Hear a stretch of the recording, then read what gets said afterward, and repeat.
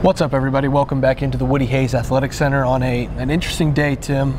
Some bad news out of the program to start the morning, and then the good news afterward of this defensive line being absolutely loaded. But we can't really get into that before we talk about Evan Pryor and not only the offseason that he had to get to the point where he was, but now the injury news, and everything has been confirmed. A knee injury for Evan Pryor. He probably will be out for the entire 2022 season. Happened Monday at practice. Tim, this is a tough blow for not only the Buckeyes offense, I think that's secondary right now, but just for Evan Pryor, who took a red shirt, was pretty selfless last year, has worked his way into the fold, and all of a sudden now has had his season taken away, and will be back probably next year. But I wrote a column about 30 years ago about football. It was after watching a guy get hurt before a bowl game. Right down here, right about the 3-yard line here, was a Dave Mono, got his leg broken, much like Joe Theismann did. And I just go, man, what a beautiful game this would be if you could just do away with the injuries. No injuries happen. And as I like to equate it, whenever you take the field in football with your helmet on, or take to the racetrack in a race car, whether you're practicing or going racing or playing a game, you're in jeopardy. Yep. But just because of the nature of the game. How exactly his injury happened, I'm talking about Evan Pryor, not sure yet.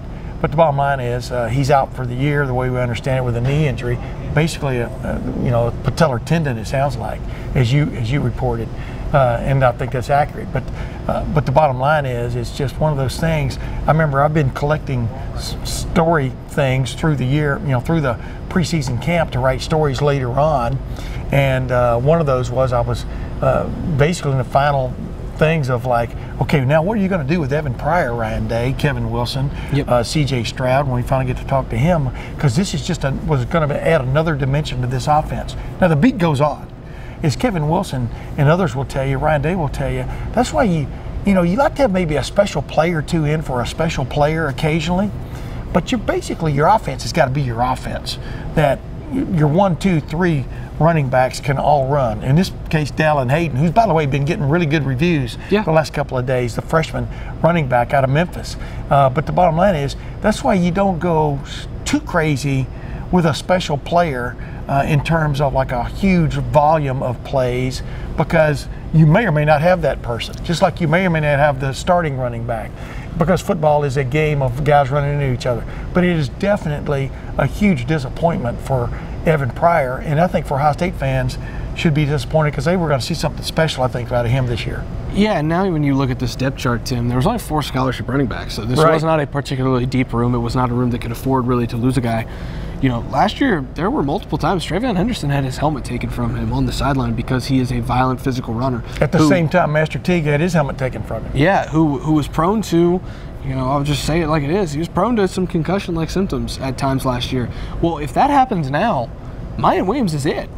Until Dallin Hayden, and so all of a sudden you're talking about Dallin Hayden becoming, who was until yesterday a guy who's probably going to see carries against Arkansas State, Toledo, and Rutgers, and now he's next up in line. You get one concussion or one ankle tweak, and all of a sudden he's the number 2 back. You've got to have him in the game. I wrote that story about him last week. He came in, he was like, if anything, he was in too much of a hurry to get going, and now they need him in a hurry. The irony of that, Tim, is that now, and he's getting a lot of reps, the way I understand it. Go ahead, Dale. Yeah, but now the irony of all of that is now he has to be ready, and he has to be in a hurry to get ready, because in 2.5 weeks they're going to need him potentially if something is to happen to a Mayan Williams or to a TreVeyon Henderson. Now, we never want that to happen. We don't want to, really want to talk about that, but this is a part of the game, and for Evan Pryor, I mean, there's no other way to say it. It really sucks. And we're standing here in the field a couple hours after practice, and Evan Pryor just walked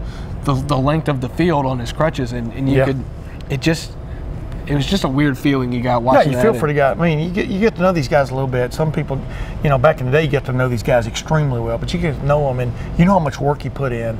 There's no need to dwell on it too much right now, but you know how much work he put in, and was ready for blast off. He literally was ready for blast off, and then this cruel blow hits. Yeah. So it is what it is. I mean, football, like I said, a beautiful game marred by this constant jeopardy that all these guys face when they play it. Yeah, and that's just part of preseason. Sometimes you have injuries come up. Sometimes look at the Cleveland Browns right now. They lost their starting center, and then they lost a guy that they projected to be their next center. So yeah, things happen in preseason camp. It's just the way of camp. It's hard to, like you said, you get to know these guys a little bit. It's hard to talk about sometimes, just right. The nature of these injuries. And Evan Pryor is a hard worker. He worked his way through a redshirt last year, basically redshirt round 2 this year, and he's going to try to bounce back and become a really elite explosive player again. My bet would be that he's able to do that because of the work ethic that he has and the rave reviews that he was getting as we transition here on the practice report. A couple guys getting rave reviews right now, defensive ends, defensive tackles. This defensive line, Tim, and I don't, it's kind of hard to move away from what we just talked about, but you kind of need to when you talk about who we just spoke to. Oh, yeah. I mean, these are the guys that are going to play now. So JT Tuimoloau, Jack Sawyer, Tyleik Williams, Teron Vincent, Jerron Cage, Ty Hamilton. How many more? Zach Harrison. We didn't talk to Javonte. Well, Ty Hamilton says there's 14. Larry Johnson thinks there's 12. The guys that can play, and it's just amazing how you look at a group from one year to the next. You see guys who got great experience last year, who at times didn't play the way a lot of people thought they should or could. Much, especially in the media, we thought they could. And it's funny, like Teron Vincent, we were talking about him. We're talking to him, and we were asking about what happened there at halftime of that Rose Bowl when you guys all turned it up a notch. And he goes, he thought they were playing pretty well anyway, despite what people were saying. He thought they were playing pretty well at the beginning. I said, well, we were just looking at the scoreboard. That's what we were basing our opinions on. But without a doubt, that whole group, the guys that are back especially, just seemed to turn it up a notch in that second half and just got after it from an intensity standpoint, from almost a savagery standpoint of yes, that's the way you want your defensive line to play. That's the way you want your linebackers to play. But especially with this defensive line, all these guys they've got back, and then you throw in there the fact that Jack Sawyer and JT Tuimoloau, 2 5-stars who were really just getting their feet wet a year ago. JT Tuimoloau just came in like early July after whenever it was committing. Yeah, late July after committing to Ohio State late. But man, he looks like a different person now from a physical standpoint. I don't know if you agree or not. Well, and Jack Sawyer is champing at the bit. Yeah, well, JT Tuimoloau, I will say he looks a lot more comfortable in this building right now than he did when we first talked to him last year at this time. And it's crazy what a year difference can make. But a year in the weight room, I'm not going to pound that storyline because I think that's going to be the big takeaway from everybody is, he finally gets a year in the weight room. What can he be now? That's going to be pretty well played out, and we'll see that in September. But the guy that just looks like a complete house is Jack Sawyer. I know Big Ten offensive linemen are big, Tim. I know Notre Dame's offensive line is big and it's going to be able to block people, but there aren't many people on this planet, I feel like, who are willing and able to go up against a guy that's as big as Jack Sawyer and hold their own. I'm not saying that he's going to be, all-world J.J. Watt type of player. He just looks the part. And he already did last year during his true freshman season. He looked like a guy who was on the rise. Well, he looks like a guy who's arrived and has taken that step.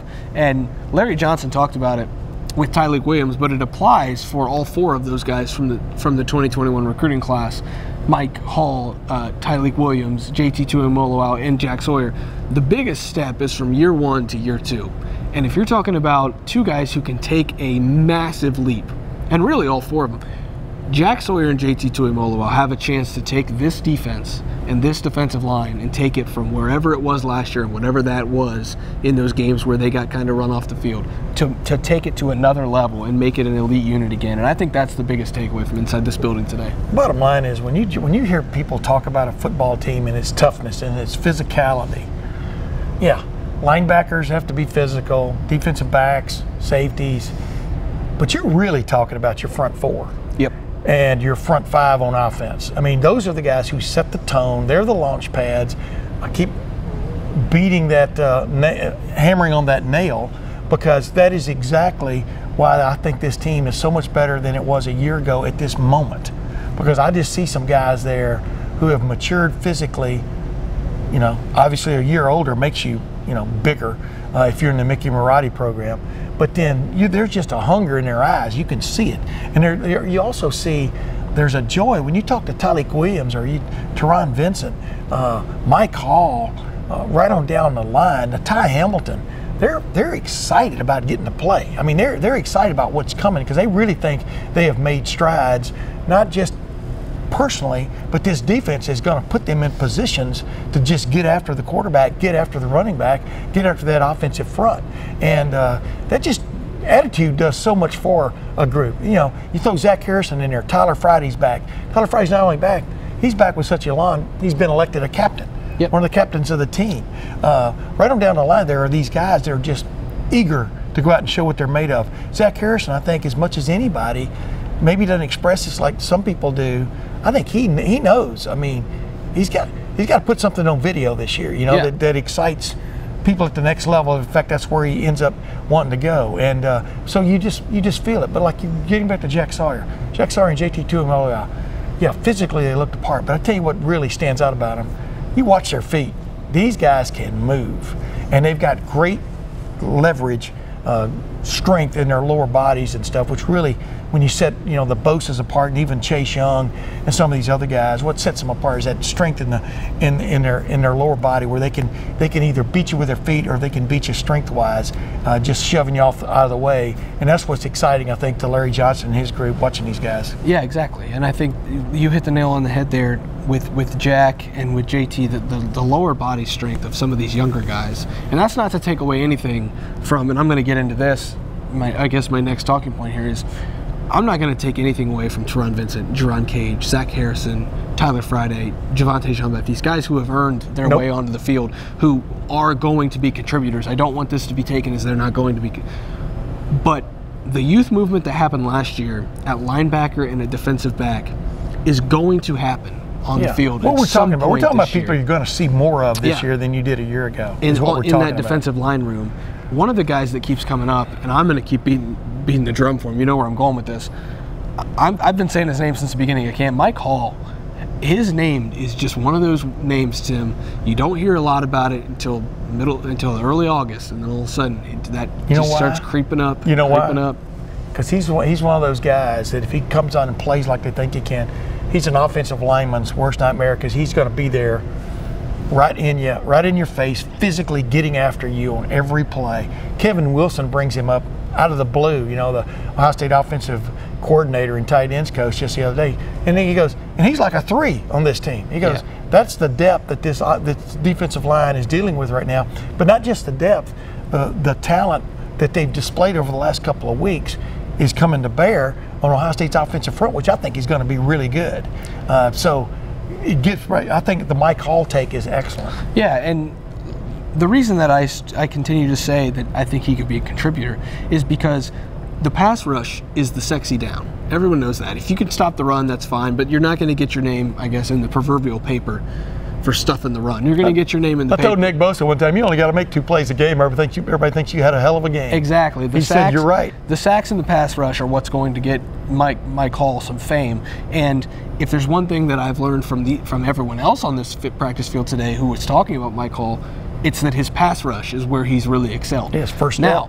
Here's the issue with that, and I will allow myself to pump the brakes a little on Mike Hall, because last year we saw in a similar vein, Tyleek Williams was excellent against the pass, and he was able to get in the backfield and create havoc and collect some sacks in September.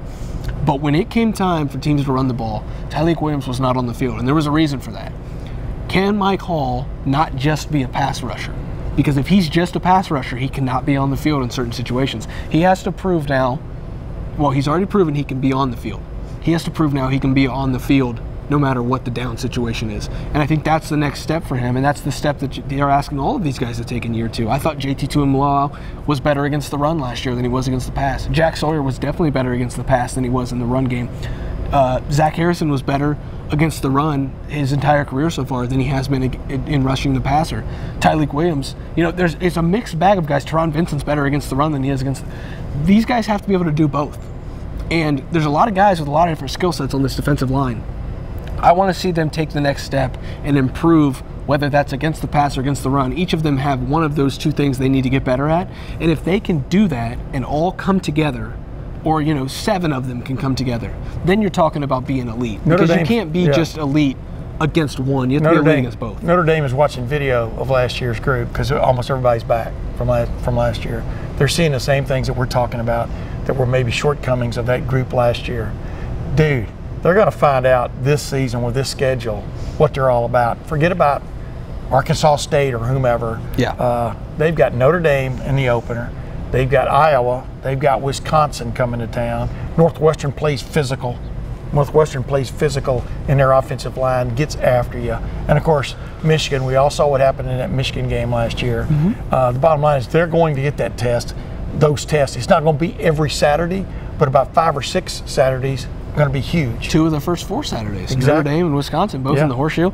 And that is just, I think, 17 days away from now, Tim, as we round into the middle point, I think, of training camp. I think we can safe to call it that, as a defensive line met with the media on Wednesday, is it? It's Tuesday. Okay, so it feels like Wednesday. These days are all running together as we get deeper and deeper into training camp.